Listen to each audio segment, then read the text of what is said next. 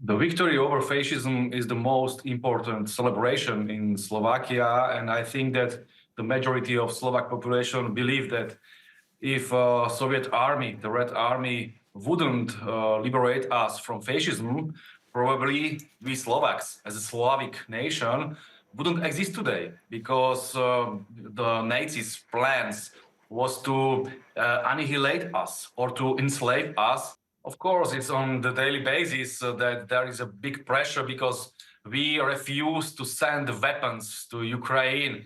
We refuse to send any soldiers to Ukraine. And you know about these plans of Mr. President Macron from France. So we don't want to spread this russophobia and these escalations against Russia. We really want to have a peace in Europe. And that's why they don't like us, you can imagine. So there is a big pressure on us, but we are a sovereign nation and we are a peaceful nation. So we are very self-confident in this, in our positions. Well, I really don't understand these trends in the Western Europe where we see that there are the attacks on freedom of speech. Even there is the prohibition of some symbols, as you said.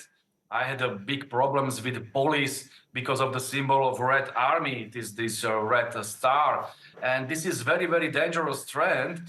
Well, I really believe that we need to face this, or we need to refuse this trend of rewriting the history. This kind of propaganda and ideology is very, very typical for the Western circles and all these Western propagandists in Slovakia. So I think that this hatred against Russia, well, it was in 19th century. Remember Napoleon, remember Crimean Wars. It was in the 20th century. First, it was Germany against Russia in the First World War. Then it was Nazi Germany and all the Europe against Russia in the Second World War. Then it was the Cold War in the name of the fight against communism and Soviet Union. But again, it was against Russia. It's always, it's like the main line of Western thinking. Majority of victims in the Second World Wars was ethnically Russians, and we need to respect this, and we need to say spasiba. We need to do everything to have good